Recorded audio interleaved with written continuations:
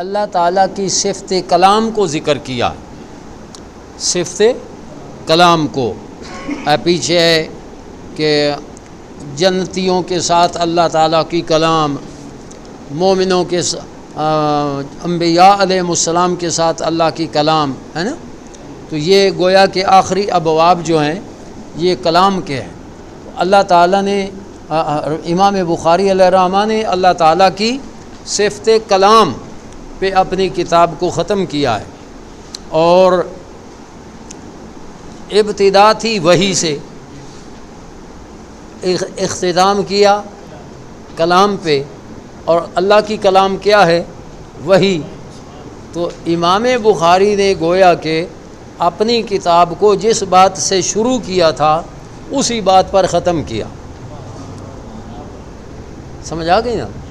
یعنی اپنی کتاب کو جس بات سے شروع کیا تھا اسی بات پر ختم کیا۔ اب سوال یہ پیدا ہوتا ہے کہ آخری باب تو ہے کہ نادع الموازین القسط، کہ قیامت کے دن انصاف کے ترازو ہوں گے جن پر اعمال تولے جائیں گے، تو اس کا جواب علماء یہ دیتے ہیں کہ حقیقت میں امام بخاری نے کتاب کو تو ختم کیا ہے کلام پر، کہ اللہ کی کلام، وہ جو آخری باب ہے نا اس کا تعلق اس کلام سے نہیں، بلکہ وہ آخری باب جو ہے امام بخاری نے وہ اس لیے ذکر کیا ہے کہ وہ کا چاہتے تھے کہ سبحان اللہ والحمد للہ ولا الہ الا اللہ واللہ اکبر میری کتاب کا آخری کلمہ ہو، سمجھ آ گئی نا؟ تو اس باب کو اس لیے ذکر کیا ہے، ورنہ کلام کی جو اصل موضوع ہے بخاری کا وہ اللہ تعالیٰ کی صفت کلام پہ ختم ہو رہا ہے۔ تو چونکہ سبحان اللہ والحمد للہ ولا الہ الا اللہ، اور اس باب میں بھی کچھ لوگوں کا رد امام بخاری نے کیا ہے، جس طرح کہ ان ابواب میں مرجئہ کا رد کیا ہے۔ تو کچھ جو لوگ تھے نا وہ عملوں کے وزن کے منکر تھے، تو امام بخاری علیہ الرحمہ نے وہ باب ذکر کر کے تو ان کا رد کیا ہے کہ جو وزن اعمال کے منکر تھے، کہ وَنَضَعُ الْمَوَازِينَ الْقِسْطَ، قرآن ہے کہ اللہ تعالیٰ فرماتا ہے ہم انصاف کے ترازو قائم کریں گے۔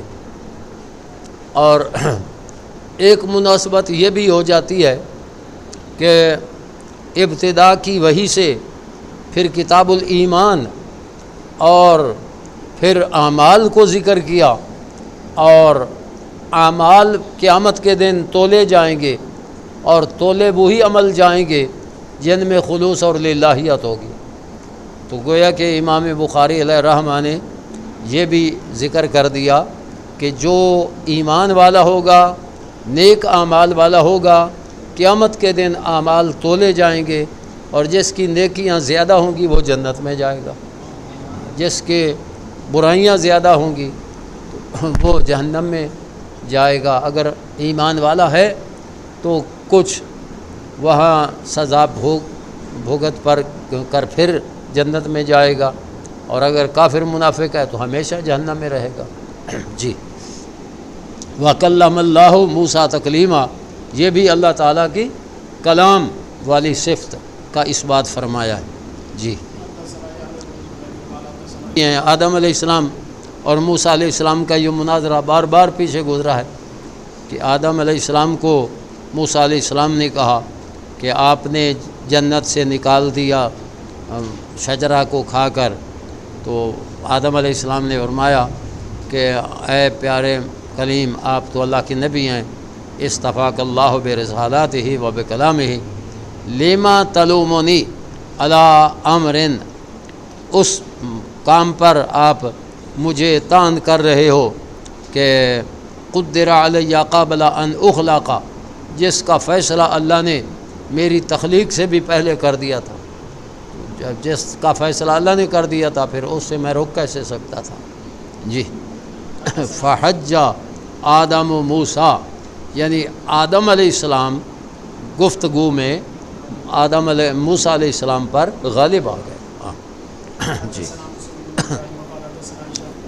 کہ آدم علیہ السلام کو جب سارے لوگ کہیں گے کہ آپ ابو البشر ہیں، اللہ تعالیٰ نے آپ کو اپنے دست قدرت سے پیدا کیا اور فرشتوں کو حکم دیا، انہوں نے آپ کو سجدہ کیا، وعلمک اسماء کل شیء، اللہ نے آپ کو ہر شے کے نام کا علم دیا، فاشفع لنا الی ربنا حتی یریحنا، آپ آج سفارش کریں۔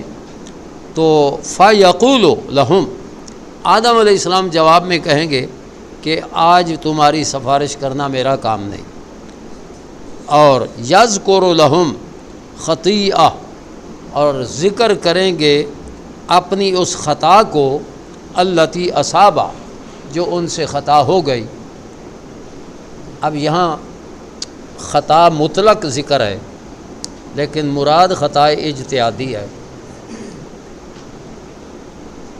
ہاں جی، اور اللہ کے نبی کی خطا ذکر ہوئی ہے، جب کہ نبی معصوم ہے۔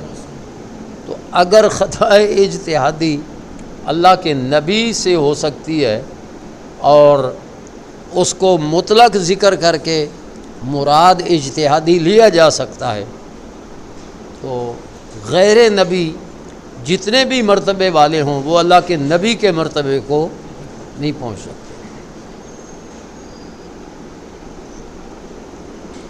یہ ہے نا اس سے۔ لیکن حضرات اگر توجہ ہی نہ کریں اور ضد ہی پہ ڈٹے رہیں تو اس کا تو کوئی علاج نہیں، ضد کا کوئی علاج نہیں۔ ہاں جی پہلے مطلق خطا کہہ دیا، پہلے مطلق خطا کر دیا، اجتہادی تو بعد میں کہا نا۔ تو بھائی جو آدمی مطلق بولتا ہے تو آخر نیت تو کوئی ہوتی ہے نا، تو جب بعد میں اس نے وضاحت کر دی کہ نیت یہ تھی تو مان لینا چاہیے۔ ایک اپنے قیمتی آدمی کو عوام اور جاہلوں کے سامنے، جاہلوں کو کیا پتہ، وہ تو مولوی جو کہہ رہے ہیں تو واقعی وہ گستاخ ہوگا۔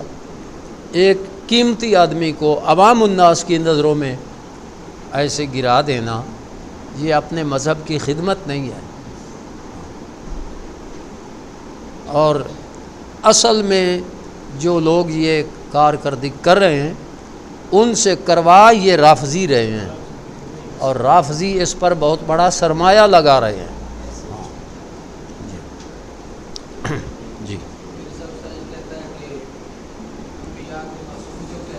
وہ گستاخ ہے۔ معصوم تو سوائے اللہ کے نبیوں کے یا فرشتوں کے اور کوئی معصوم نہیں۔ جو معصوم کہتے ہیں غیر نبی کو، یہ تو ان سے پوچھا جائے نا، تو محفوظ ہیں۔ اللہ تعالیٰ اپنے خاص بندوں کو ان کی حفاظت فرماتا ہے، ان کو خطاؤں سے بچاتا ہے۔ سمجھ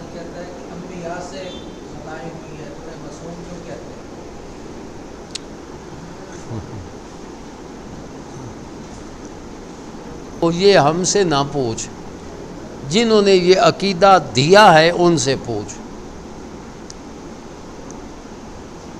سمجھ آ گئی نا؟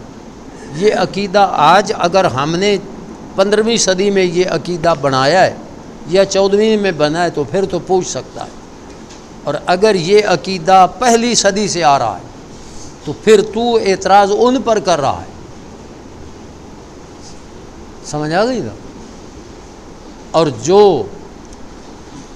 اللہ کے نبی پر اعتراض کرتا ہے، صحابہ پر اعتراض کرتا ہے، اہل بیت اطہار پہ اعتراض کرتا ہے، اور اگر اس کو اچھا لگتا ہے تو صرف مرزا قادیانی اچھا لگتا ہے، باقی سارے قابل اعتراض ہیں، ان پر اعتراض کر رہا ہے اور مرزا قادیانی کا دفاع کر رہا ہے، تو وہ کیا بلا ہے؟ وہ مٹھی ہے. ہاں بس جو گستاخ ہوں گے. ایک دیوبندی نے نہیں کہا کہ وہ تو نور من انوار اللہ ہے. ایک دیوبندی نے ذاکر کو کہا ہے وہ نور من انوار اللہ ہے. اللہ کے نبی کے نور کے منکر. اور نائک کو وہ نور من انوار اللہ کہہ رہا, آیت من آیات اللہ کہہ رہا. یہ بھی جو گستاخ ہوگا اس کی تعریف کرے گا. حضور علیہ الصلوۃ والسلام کی عالم ارواح کی نبوت کا انکار کیا مولانا سعید حسن صاحب نے, تو بھاگ کے نہیں آیا تحفے لے کر جیل میں کہ ایک شخص تو اور بھی ہمارے ساتھ مل رہا ہے. چلو اللہ نے ان کو بچا لیا. ہاں کن کے ہاتھوں سے؟ وہ تو آیا تھا تعریف کرنے آیا تھا کہ آپ نے عالم ارواح کی نبوت کا انکار کر کے آپ نے بالکل آپ حق پہ پہنچ گئے ہیں. یعنی ہر جو اہل سنت کا عقیدہ ہے نا, اس سے جو بھی اختلاف کرے وہ حق پہ پہنچ گیا. قادیانی اسے جہلمی کے نزدیک. تو یہ جہلمی اصل میں یہ غیر مسلموں کا ایجنٹ ہے. جیسے وہ پہلا مرزا تھا نا, یہ اسی کا پیچھے. ہاں بالکل یہ غیر مسلموں کا ایجنٹ ہے. ہر جو سنی عقیدہ ہے نا, ہر اس بات پر اس نے اعتراض کرنا ہے, اور جو سنی عقیدہ کے خلاف بات کرے گا وہ اس کے نزدیک مجدد ہے, وہ اس کے نزدیک بڑا حق پہ پہنچا ہوا شخص ہے. جی خطیئہ. ہاں تو معلوم ہوا کہ خطا کا لفظ بولنا اور خطا سے مراد اجتہادی خطا لینا, اور اجتہادی خطا معصیت نہیں ہے. اور اللہ کے نبی معصوم ہیں, ان سے جب خطا ہونے لگتی ہے نا اجتہادی, تو اللہ تعالیٰ جلدی اس کو زائل فرما دیتا ہے اور ان کی رہنمائی فرماتا ہے. اس لیے اللہ کے نبی معصوم ہیں. یعنی اجتہادی خطا سے بھی اللہ تعالیٰ ان کو بچا لیتا ہے. جی جو ہے نا عصمت, یہ واجب ہے. یعنی اللہ تعالیٰ نے اپنے نبیوں کے لیے کوئی گناہ پیدا ہی نہیں کیا. اپنے نبیوں کے لیے کوئی گناہ پیدا ہی نہیں کیا, کیونکہ ہم جیسے ہم مخلوق ہیں, ہمارے اعمال بھی کیا ہیں؟ مخلوق. ہمارے اعمال بھی مخلوق. تو ہم وہ عمل کر سکتے ہیں جس عمل کو اللہ نے پیدا کیا ہے. جس عمل کو اللہ نے پیدا ہی نہیں کیا وہ ہم کر سکتے ہیں. تو اللہ تعالیٰ نے اپنے نبیوں کے لیے گناہ پیدا ہی نہیں کیا, اس لیے وہ معصوم ہے. اور غیر انبیاء ان کے لیے جو حفاظت ہے یہ ممکن ہے, واجب نہیں ہے. ہاں لیکن اللہ اپنے فضل سے ان کو بھی بچا لیتا ہے. جی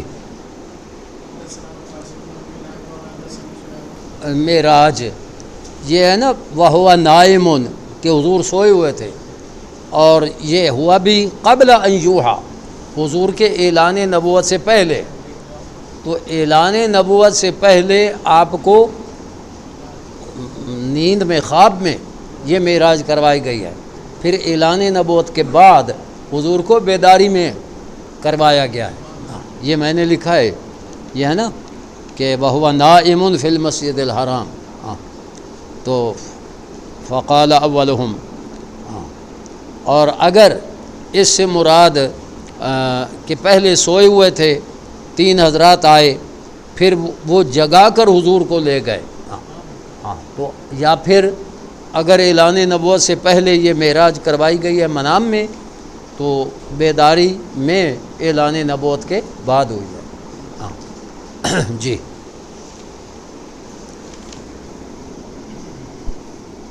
یہ ہے اگلا باب کہ رب کریم کا کلام ما اہل الجنہ جنتیوں کے ساتھ جی کہا ہوا ہے کہ اس باب کا مقصود یہ ہے کہ اللہ تعالیٰ ذاکر بھی ہے اور مذکور بھی ہے. اللہ ذاکر بھی ہے مذکور بھی ہے. ذاکر ہے بالامر کہ اپنے بندوں کو حکم دیتا ہے، اور مذکور ہے کہ بندے اللہ تعالیٰ کی عبادت کرتے ہیں اور اللہ کا ذکر کرتے ہیں. تو اللہ تعالیٰ ذاکر بھی ہے مذکور بھی ہے، تو ذکر کلام ہی ہے جی. اللہ تعالیٰ اذکرونی ہے نا، فاذکرونی اذکرکم، اذکرونی اذکرکم جی. اے میرے بندو تم میرا ذکر کرو میں تمہارا ذکر کروں گا جی. اس بات سے چھپ نہیں سکتے کہ تمہارے کان تمہارے اوپر گواہی دیں، تمہاری آنکھیں اور تمہارے چمڑے یہ گواہی دیں تمہارے برے کاموں کے. وَلَٰكِنْ ظَنَنْتُمْ أَنَّ اللَّهَ لَا يَعْلَمُ، لیکن تم نے یہ گمان کر رکھا تھا کہ اللہ نہیں جانتا بہت سارے وہ ان کاموں کو جو تم کرتے ہو جی.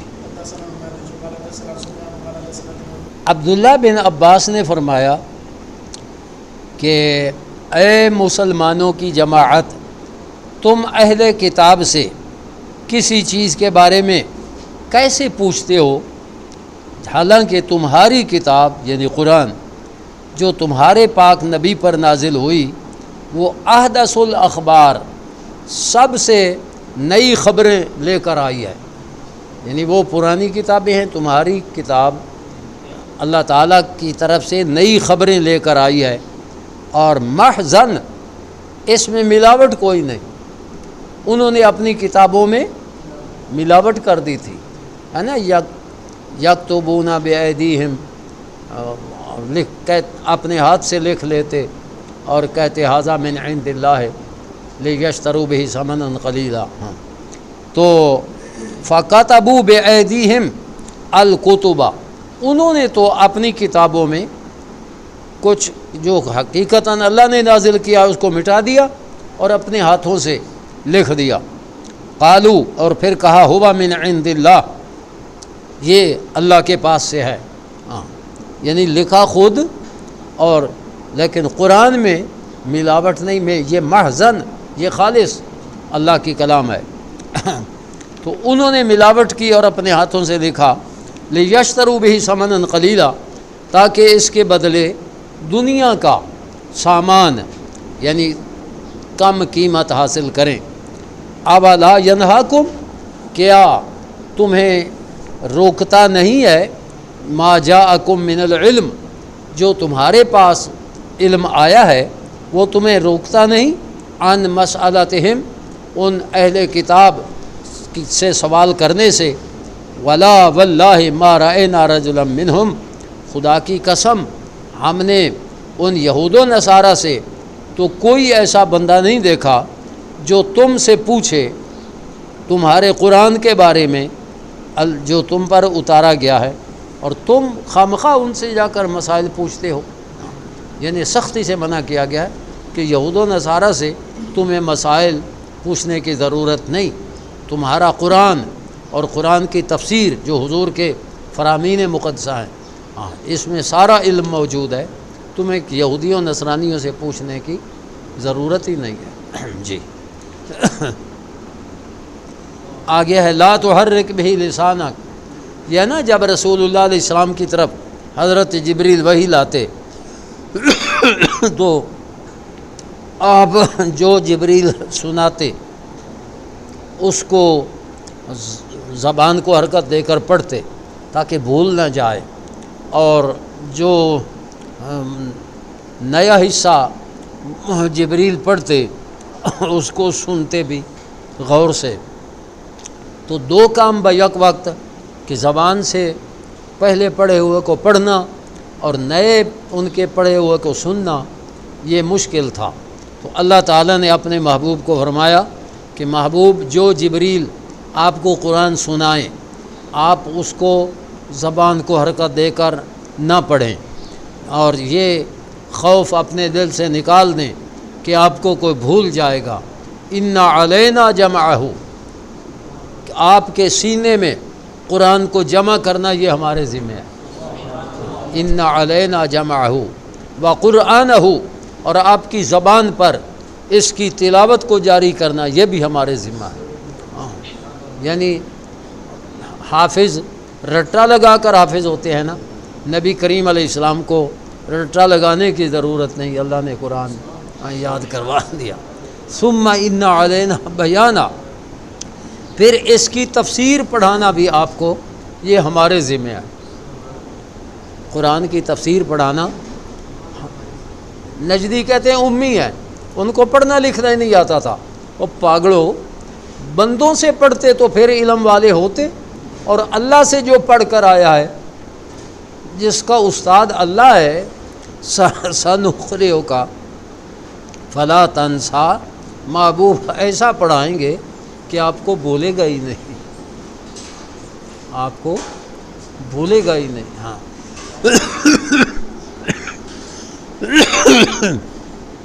معلوم ہوا کہ حضور کی عظمت و شان والی کوئی آیت یا حدیث وہ نجدیوں کو نظر ہی نہیں آتی۔ ہاں بس فضائل کے انکار والی باتیں ان کے ذہن میں پیدا ہوتی ہیں۔ ان کو کوئی قرآن کی آیت یا حدیث جس میں رسول پاک علیہ السلام کی عظمت و فضیلت کا بیان ہے، وہ ان کو نظر ہی نہیں آتا، ان کی زبان بولتی نہیں۔ صم بکم عمی،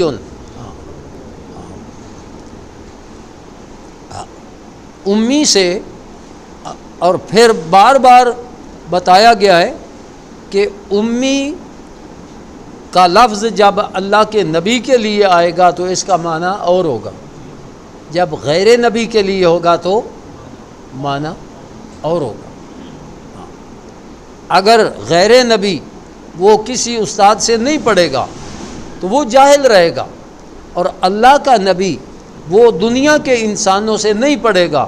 یہ اس کی عظمت ہے کہ اس نے سارا کچھ اللہ سے پڑھا، اور جس کا استاد بندہ ہے اس کو عالم مانتے ہو، جس کا استاد اللہ تعالیٰ ہے۔ اللہ اکبر جی، اللہ کا ہر نبی امی ہے، اللہ کے ہر نبی نے دنیا میں آ کر کسی سے نہیں پڑھا۔ اسی سے پتہ چلتا ہے کہ مرزا وہ جھوٹا ہے، کہ دنیا میں اس کے استاد ہیں، اور نبی دنیا کے بندوں سے نہیں پڑھتا۔ جی میں کہتے ہیں، اسے پوچھا کہ بھی تو امام مسلم اور بخاری شریف کو مانتے ہو؟ میں کہتے ہیں اس کا وہ لے رہا تھا، وہ کہتا ٹھیک ہے بھی یہ تو اللہ کی بنی ہے، یہ تو محدث بھی ہیں، آپ اس کو مانتے ہیں، جو مسند کتاب ہے ان کا حوالہ دیں، یہ بھی مسند ہے۔ کہتے نہیں، یہ تو امت کا اتفاق ہے بھی، امام بخاری امام مسلم بھی اچھے محدث بھی تھے اور اللہ کے ولی بھی تھے، ہم ان کو مانتے ہیں۔ تو ان کا نے پوچھا بھی تم نے باقیوں کے بارے میں پوچھ لو، لیکن میں بابت شاہ کوئی نہیں، لیکن میں پوچھتا ہوں کہ ان کا بزرگ ہونا ثابت کریں قرآن حدیث سے۔ بیٹھے چپ کر کے جواب نہیں آیا، کون؟ مرزا کو جواب نہیں آیا اس کا۔ مرزا؟ اب مرزا تو دیکھو نا، جو جھوٹا ہے نا، جھوٹا بھلا سچا کیسے ہو سکتا ہے؟ وہ کیوں نہیں علماء کے سامنے آتا، کیوں نہیں گفتگو کرتا؟ جاہلوں کو الو بنانا آسان ہے، جاہلوں کو اس نے الو بنایا ہوا ہے۔ ہاں، اور علماء کے نزدیک وہ آتا نہیں۔ ہاں، کسی کو کہہ دیا جی آپ کو فلانے نہیں مانتے لہذا میں آپ سے گفتگو نہیں کرتا، آپ کو فلانے نہیں مانتے میں آپ سے گفتگو نہیں کرتا۔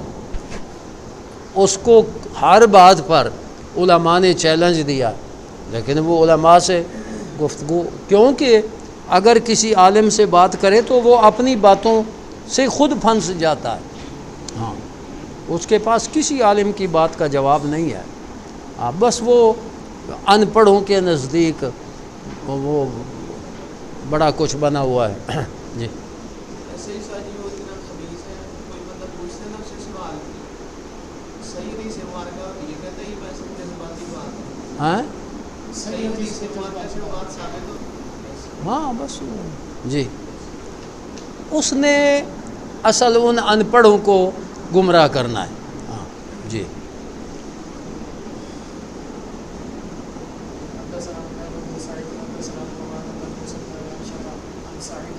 تو کو جاننے والا، یعنی اللہ تعالیٰ سے تم کوئی چیز چھپا نہیں سکتے ہو.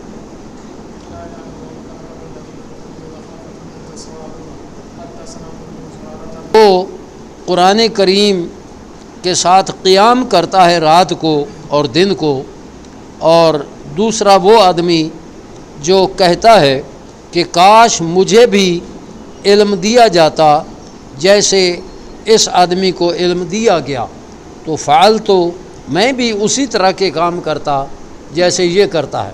یعنی یہ غبطہ ہے نا، غبطہ، کہ ایک آدمی کو عالم دیکھا وہ عبادت کرتا ہے، دوسرا رشک کرے کہ میرے پاس بھی علم ہوتا، میں بھی اسی طرح رات دن عبادت کرتا. فبین اللہ، اللہ تعالیٰ نے ظاہر فرمایا کہ ان قیامہ بالکتاب ہوا فعلہ، کہ جو قرآن کے علم کی وجہ سے قیام کرتا ہے یہ اس کا فعل ہے. ومن آیاتہ خلق السماوات والارض، اور اللہ تعالیٰ کی قدرت کی نشانیوں میں سے ہے پیدا کرنا آسمانوں اور زمینوں کا، اور اس کی عظیم قدرت کی نشانیوں میں سے ہے تمہاری زبانوں کا اختلاف. تمہاری زبانوں کا، آپ دیکھیے دوسری جتنی مخلوق ہے نا، اگر بھینس کوئی پنجاب کی ہے تو جیسے وہ بولتی ہے، ہر جگہ کی بھینس، اونٹ، گدھا، یعنی کوئی چیز بھی ہے، اس صوبے کی ہے کسی اور صوبے کی ہے، اس ملک کی ہے کسی اور ملک کی ہے، چڑیاں ہیں، کوے ہیں، کہیں کے ہوں، کسی ملک کے ہوں، ایک ہی بولی ہے نا. لیکن انسان چند میلوں پر ان کی بولی تبدیل ہو جاتی ہے، یعنی کچھ نہ کچھ الفاظ کا فرق. ہاں، ایک دیہات میں اور لفظ ہیں، دوسرے دیہات میں اور لفظ ہیں. اختلاف السنتکم، کچھ وہ ایسی بولیاں ہیں جو ایک بول رہا ہو تو دوسرے کو سمجھ ہی نہیں آتی. یہ پٹھان بول رہے ہوں تو ہمیں سمجھ نہیں آتی. ہاں، اسی طرح اگر جو یہاں کے پٹھان آ گئے ہیں وہ ہماری بات سمجھ لیتے ہیں، لیکن جو ادھر نہیں آئے تو وہ ہمارے ساتھ ملیں تو وہ ہماری بات نہیں سمجھ سکتے. اسی طرح سندھ کے لوگ، پنجاب کے لوگ، پھر دوسرے ملکوں کے لوگ. اختلاف السنتکم، یہ اللہ تعالیٰ کی قدرت ہے. اسی طرح الوانکم، اب ایک آدم کی اولاد ہیں سارے، ایک ماں ہے حضرت حوا سب کی، اور کوئی کالا ہے، کوئی سرخ رنگ والا ہے، کوئی گورے رنگ والا ہے. ہاں جی، رنگ بھی مختلف ہیں، قد بھی مختلف ہیں. اور قدرتی ایسی بات ہے کہ بعض ممالک کے لوگ جب ہم حج پر جاتے ہیں نا، تو یہ جو انڈونیشیا کے لوگ ہیں نا، ایسے معلوم ہوتا ہے جیسے یہ آپس میں رشتہ دار ہیں. یعنی سب کی شکل آپ پہچان لیں گے کہ یہ انڈونیشیا کا ہے، لیکن پاکستان کے ایسے نہیں ہیں. آپ کو پاکستانی ایک صورت کے نہیں نظر آئیں گے، انڈونیشیا کے یا چین کے وہ پھینے پھینے سارے، وہ ناک چوڑے چوڑے ہیں. ہاں، ایسے معلوم ہوتا ہے جیسے ایک ہی گھر کے یہ سارے افراد ہیں. جی. وقالا افعلوا الخیر، کہ اے بندو نیک کام کرو، لعلکم تفلحون، تاکہ تم کامیاب ہو جاؤ. اس سے معلوم ہوا نیک کام کرنے میں ہماری کامیابی ہے. جی. عام لوگوں سے چھپایا ہے اور اپنے اہل بیت کو دیا ہے. تو ام المومنین فرماتی ہیں جو ایسی بات کرے اس کو جھوٹا سمجھو، اس کی تصدیق نہ کرو، کیونکہ اللہ تعالیٰ نے فرمایا اے پیارے رسول بلغ ما انزل الیک من ربک، تو بھلا اللہ حکم دے کہ پہنچا اور حضور کو چھپا سکتے ہیں؟ جی عائشہ صدیقہ کتنی عالمہ ہیں.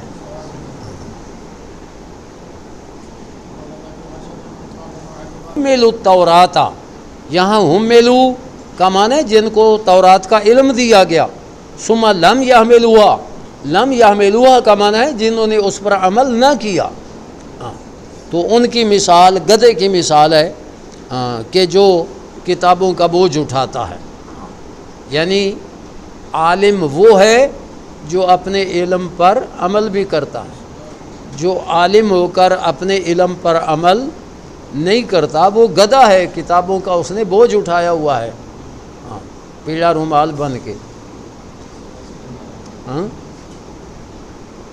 ڈیزل بنا ہوا ہے نا، سمجھ آ گئی ہے؟ وہ عالم نہیں ہے. عالم وہ ہے جو اپنے علم پر عمل کرے.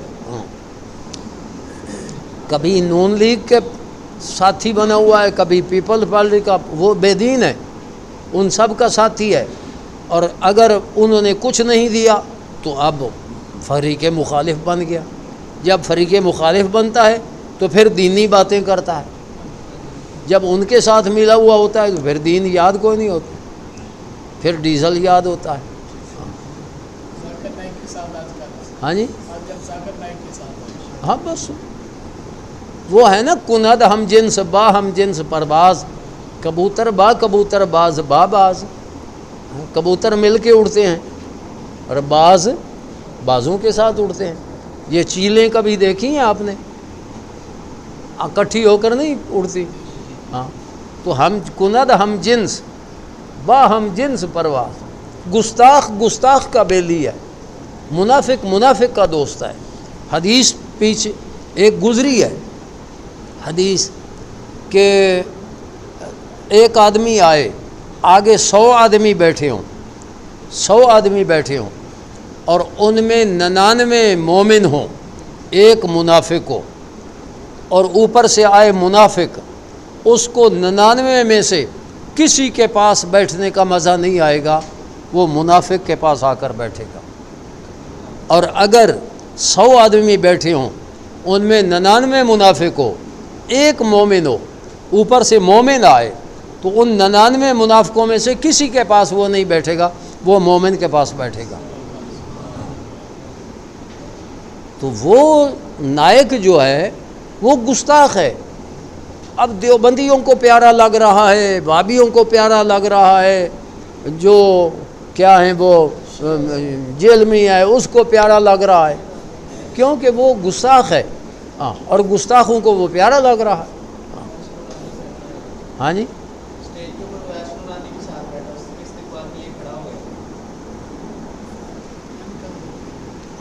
اویس جو ہے نا، اللہ تعالیٰ اس کو ہدایت دے، وہ فضل الرحمن کا دم چھلا بنا ہوا ہے. وہ نورانی صاحب ہوتے تو ان کی بات اور تھی. جی بس.